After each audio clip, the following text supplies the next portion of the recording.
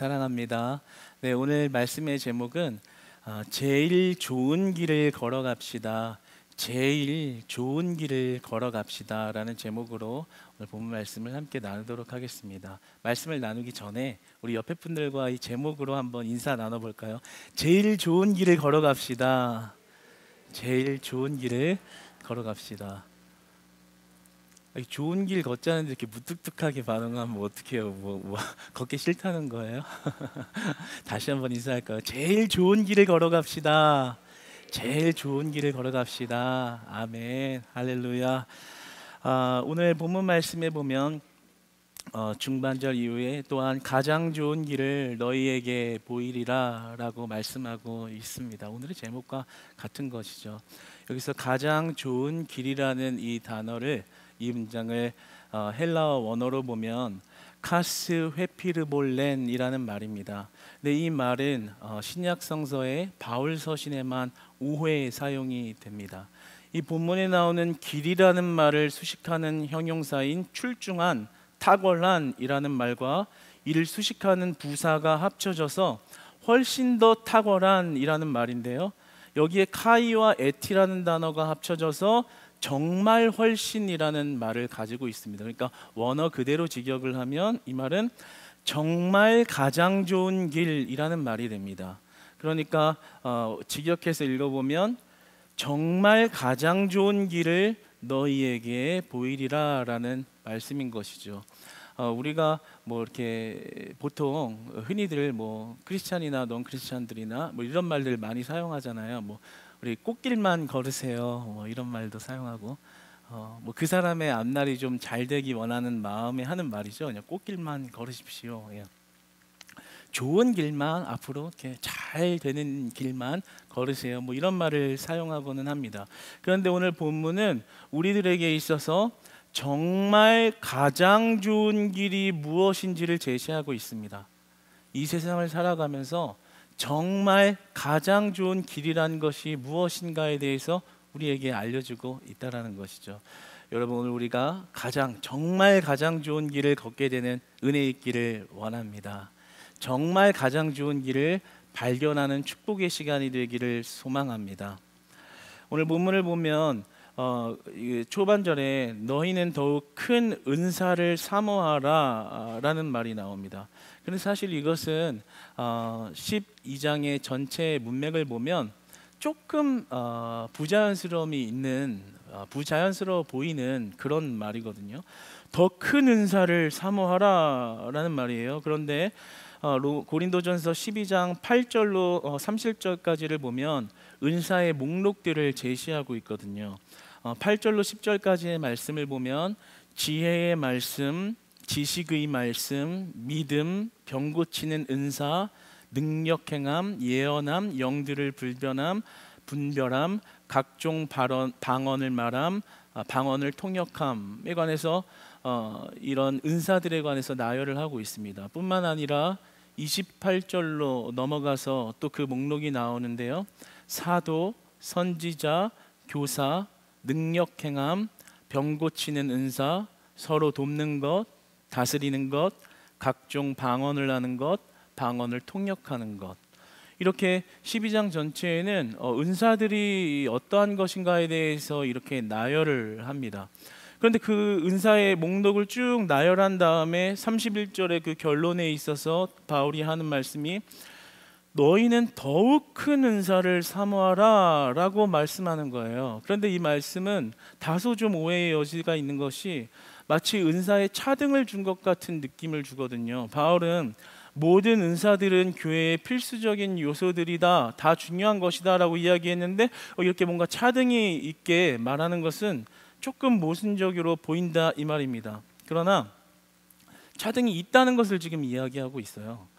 8절에서 10절을 보면 그렇게 어떤 은사의 목록을 나열하는 데 있어서 크게 의미를 두고 있지 않지만 28절로 넘어와서는 그 은사를 목록을 나열하면서 의미를 두고 있습니다. 예를 들어 네 번째와 다섯 번째 나온 능력 행함과 병 고치는 은사의 순서가 바뀌어 있어요. 그러니까 8절로 10절까지 나왔던 순서가 바뀌어 있다라는 거죠. 그냥 나열한 게 아니라 의미를 두었기 때문에 그 순서가 바뀌어 있는 것이고, 더 나아가서 28절부터는 첫째, 둘째, 셋째 이렇게 앞에 뭐를 붙여서 그 은사의 중요성을 차등을 두어 설명하고 있습니다. 그러니까 지금 더 큰 은사를 사모하라 라고 말하는 것이 뭔가 은사에 이런 등급이 있는 것인가 라는 그런 오해를 주지만 실제로 그런 말을 하고 있는 거라는 거죠. 그러면 우리는 이렇게 은사의 등급을 매기는 것 같은 부분을 어떻게 해석해야 할까요? 너무 걱정은 안 해도 됩니다. 고린도전서 12장 13절의 말씀을 우리 한번 같이 한 목소리로 읽어보겠습니다. 네, 화면이 시작. 우리가 유대인이나 헬라인이나 종이나 자유인이나 다 한 성령으로 세례를 받아 한 몸이 되었고 또 한 성령을 마시게 하셨느니라. 아멘.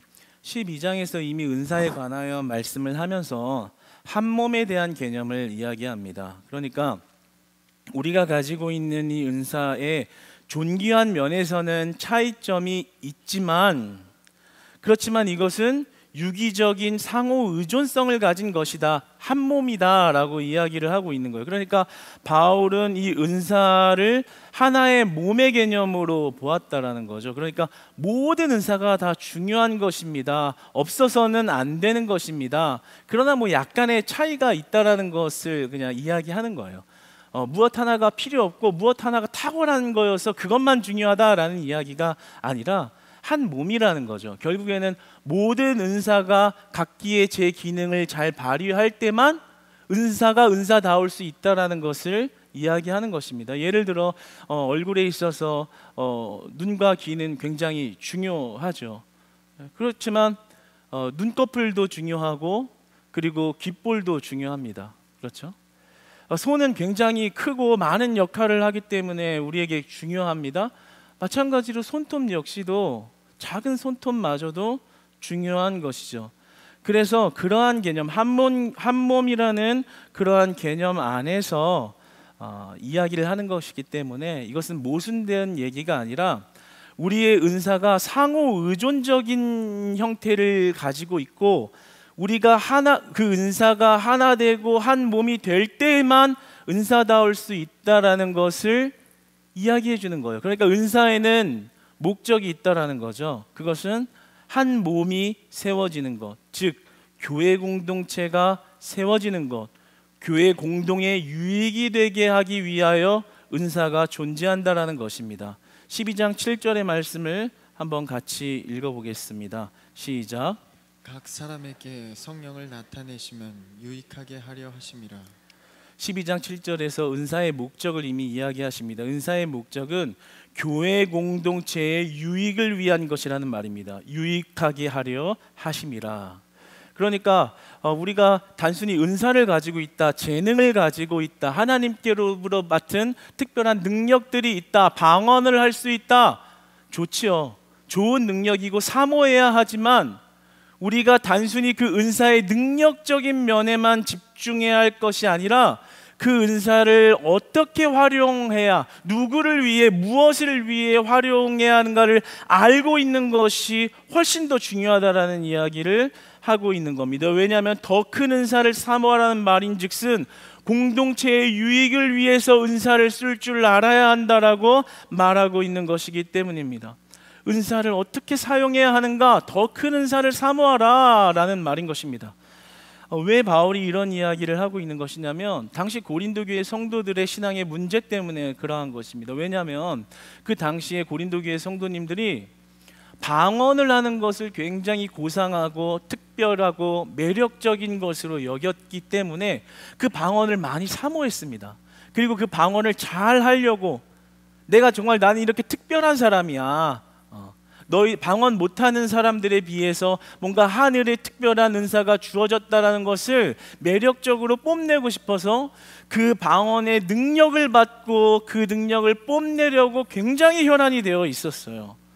그러니까 그 사람들에게, 그 성도들에게 그 은사라는 것은 그 능력을 내가 받아내서 내가 얼마나 신적인 능력을 가지고 지금 이렇게 신앙생활을 하고 있는지 남들에게 드러내면서, 그렇지 못한 사람들하고 비교하며 자신이 더 우월감을 느끼는 그런 신앙생활에 굉장히 몰입되어져 있고 치중하고 있는 그런 상태였습니다.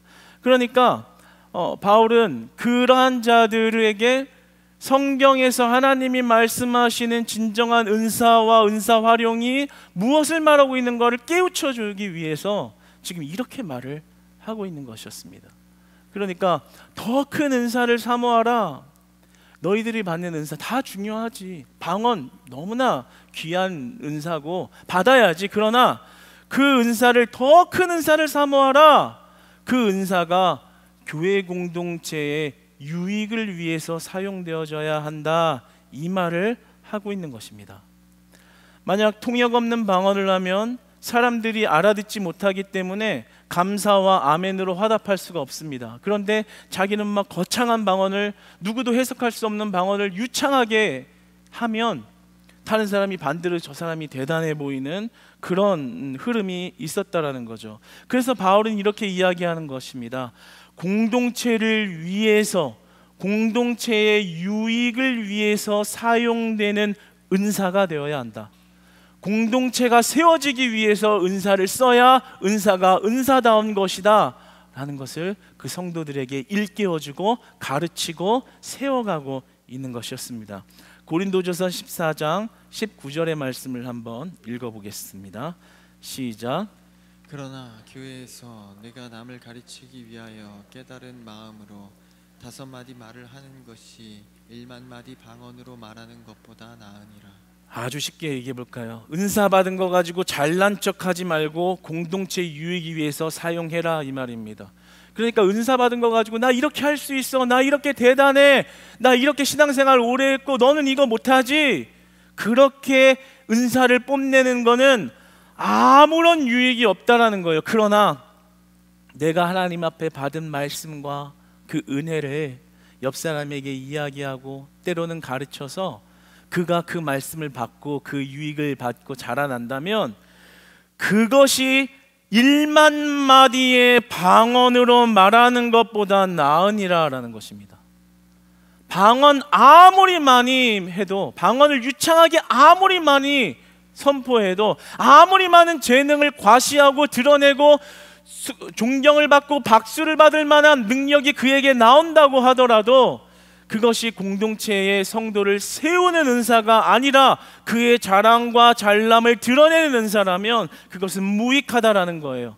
차라리 아무런 은사가 없어도 자기가 받은 은혜와 자기가 받은 그 말씀의 기쁨을 나눔으로 그 나눔을 같이 한 상대가 그 신앙이 세워지면 그것이 그 능력의 은사보다 훨씬 더 낫다라고 이야기하는 거예요. 그러니까 우리가 받는 은사의 근본적인 목적이 어디에 있는 것입니까? 공동체의 유익을 세우기 위해 있는 것입니다. 서로를 세우기 위해서 하나님이 은사를 주신 것입니다. 여러분 은사를 많이 받으셨습니까? 많은 은사를 사모하고 있습니까? 찬양을 잘하기 원하세요? 방언을 하기 원하세요? 통역을 하기 원하세요? 병 고치는 은사가 있었으면 좋겠습니까? 가르치는 은사가 있었으면 좋겠습니까? 모든 것을 다 사모하십시오. 그리고 하나님 앞에 다 받으십시오. 반드시 하나님께서 그 은사를 내려주실 줄 믿습니다. 그러나 우리의 마음에는 그 은사의 재능만을 취하여 뭔가 내가 더 능력 있어지기 원하는 마음으로 은사를 구하면 안 되는 것입니다. 오직 그 은사를 받음으로 인해서 하나님의 나라가 세워지게 하옵소서. 내가 그 은사를 받음으로써 우리 교회 공동체의 유익이 되게 하옵소서. 그것이 하나님이 우리에게 은사를 주시고자 하는 목적인 것입니다. 그러니까 우리는 은사 있다고 잘난 척하고 시험 들게 하고 그리고 자기 은사로 남 앞에서 이렇게 우쭐대며 뽐내는 그런 신앙생활을 멈춰야 하는 것입니다. 실제로 그런 일 우리 교회 안에만 없지, 우리 교회 안에는 신앙생활의 교육을 사실 너무 착실하게 잘 받아서 우리 교회 안에만 잘 없지, 다른 곳에 가면 많은 그런 일들이 있습니다. 자기가 할 줄 아는 은사를 뽐내면서 다른 사람의 신앙을 자꾸만 죽이고 누르고 있는 거죠. 여러분 누구를 위해 은사를 사용하고 계신가요? 무엇을 위해서 은사를 사용하고 계신가요? 여러분, 교회 공동체 위해서 여러분의 은사를 마음껏 사용하시는 사랑스러운 교회 공동체 되시기를 축복합니다. 하나님 나라 위하여 여러분의 은사를 쓰시기를 축복합니다. 여러분의 가진 물질, 여러분의 가진 시간, 여러분이 갖고 있는 재능, 여러분이 하나님으로부터 받은 많은 은사들을 하나님을 위해서, 우리 교회 공동체를 위해서, 사랑하는 옆에 있는 분들, 지금 좀 전에 서로 사랑합니다, 주 안에서 진심으로 사랑합니다라고 고백하며 눈을 마주치고 그리고 손을 잡고 인사했던 옆에 사람들을 위해서 여러분의 은사를 기꺼이 쓰시기를 축복합니다. 기꺼이 쓰시기를 축복합니다. 다 밑거름이 되도록 쓰시고 하나님의 영광만 드러나기를 원하는 것입니다. 그래서 바울은 지금 그 은사에 대한 새로운 시대, 새로운 패러다임을 그들에게 열어주고 있는 것입니다. 그러면서 31절 중간까지 그 은사 이야기를 하다가 갑자기 내용을 확 전환하는 거예요. 지금 이게 내용을 갑자기 바꾼 겁니다. 바꿔서 뭐라 그래요? 가장 좋은 길을 걸으라. 원문으로 보면 명령형으로 됐거든요. 가장 좋은 길을 걸으라 라고 말씀하십니다. 그런데 이 말씀을 하고 13장으로 넘어가면 13장 전체는 사랑에 관하여 말하는 장입니다. 그래서 이 12장 31절의 중반부에 13장으로 넘어가기 위한 도입의 말로서 이어서 가장 좋은 길을 걸으라 라고 하면서 13장 전체에 사랑에 관해서 쭉 말씀을 전합니다. 그러니까 이 문맥의 흐름상 보았을 때 여기서 제일 좋은 길, 가장 좋은 길이라는 것은 사랑이라는 것을 말하고 있는 것입니다. 그러니까 우리의 은사에 가장 큰 은사가 있다면 그것은 통역이나 방언이나 가르치는 것이나 직분이 아니라 우리가 교회를 세우기 위하여 진실로 그리스도의 사랑을 행할 수 있는 그 사랑이 가장 큰 은사고, 그것을 사모하고 그 길을 걸으라 라는 말씀을 하고 계신 것입니다. 여러분, 고린도전서 14장 8절로 10절까지의 말씀을 보도록 하겠습니다. 시작. 만일 나팔이 분명하지 못한 소리를 내면 누가 전투를 준비하리요? 이와 같이 너희도 혀로서 알아듣기 쉬운 말을 하지 아니하면 그 말하는 것을 어찌 알리요? 이는 허공에다 말하는 것이라. 죄송합니다. 13장 8절로 10절을 한번 좀 읽어보도록 하겠습니다. 한번 읽어볼까요?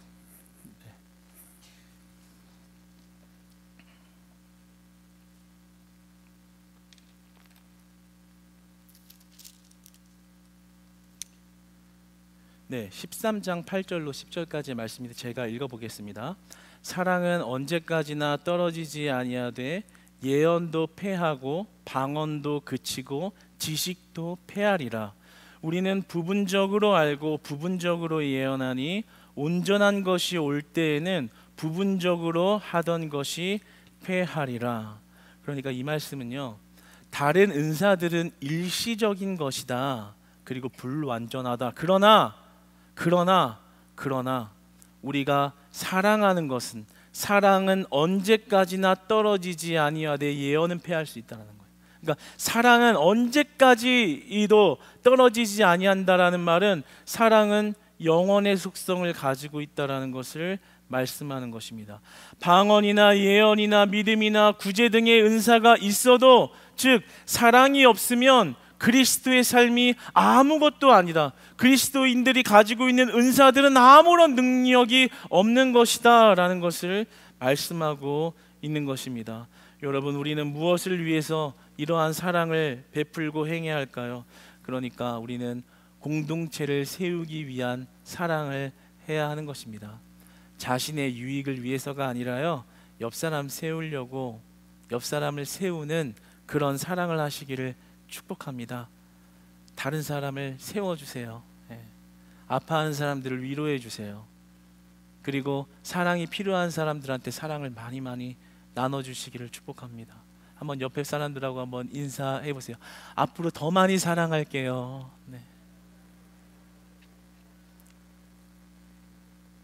네. 벌써 이 말 한마디로도 우리 안에 사랑이 넘치는 기운을 느낍니다.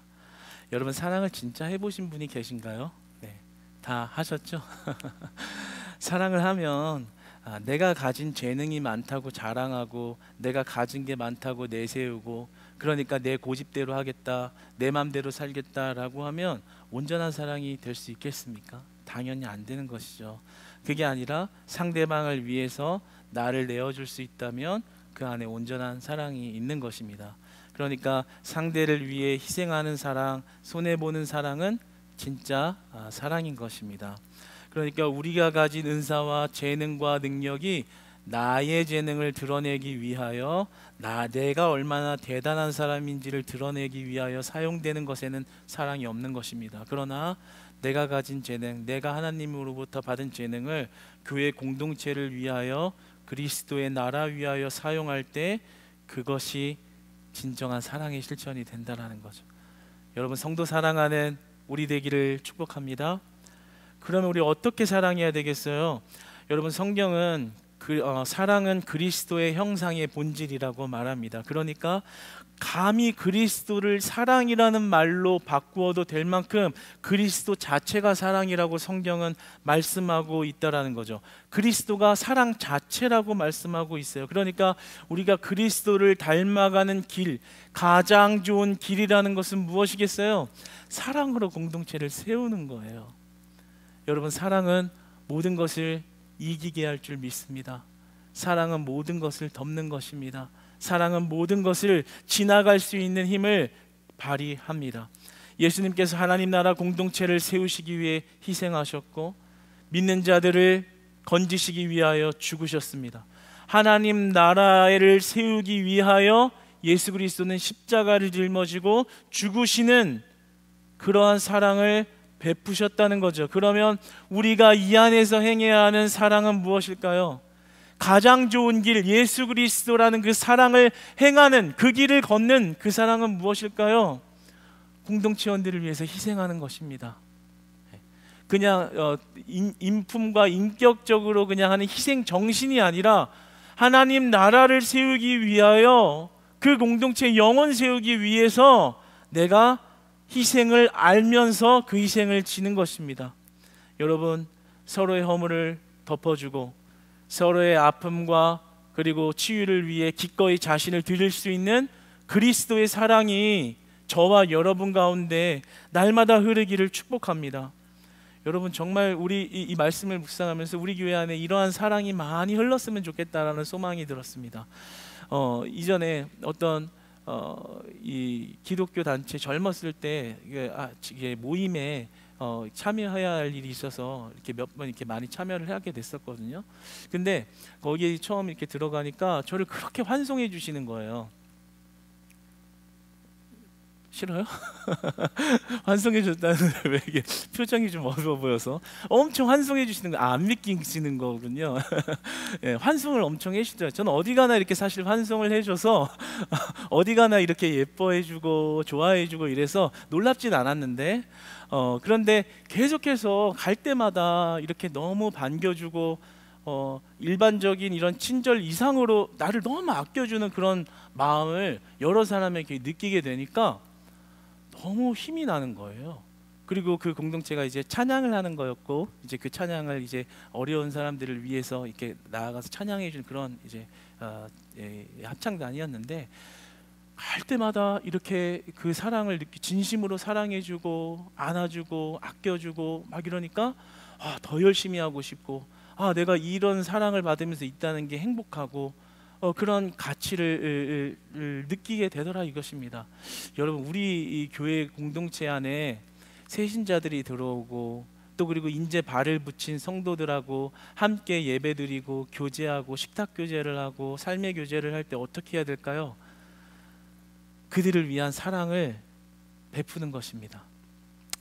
나의 신앙생활과 나의 달란트와 내 기준으로 판단하고 비난하고 안이 꼽게 보고 질책하고 바뀌어야 된다 그러고 그런 말을 하기 전에요, 그 사람을 진정으로 사랑해 보세요.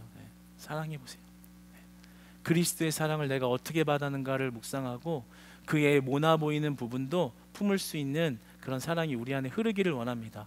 그래서 제가 타 어떤 공동체에 들어갔을 때 참 그 사랑이 너무 좋아서 또 그런 느낌을 또 받고 싶어서 자꾸만 모임에 열심히 발을 디뎠던 그런 모습처럼 우리 교회에 오면 이 공동체는 어떻게 이렇게 사랑이 많이 흐를까? 어디 가서도 이렇게 느낄 수 없는 사랑이 왜 이 크리스찬 교회 공동체는 흐를까? 자꾸만 오고 싶고 자꾸만 오고 싶고 그 사랑에 매여서 자꾸만 오고 싶고 그런 공동체가 되기를 원합니다. 예수 그리스도가 우리에게 주신 은사의 목적이 거기에 있다라는 거예요. 더 큰 은사를 사모하라. 은사의 능력을 넘어서 은사를 누구를 위해 무엇을 위해 사용해야 하는가? 그리스도의 영광을 위하여, 그리스도의 공동체가 세워지기 위하여 우리 자신을 아낌없이 드리며 사랑할 수 있는 그런 사랑의 관계들이 다 되시기를 주님 안에서 축복합니다.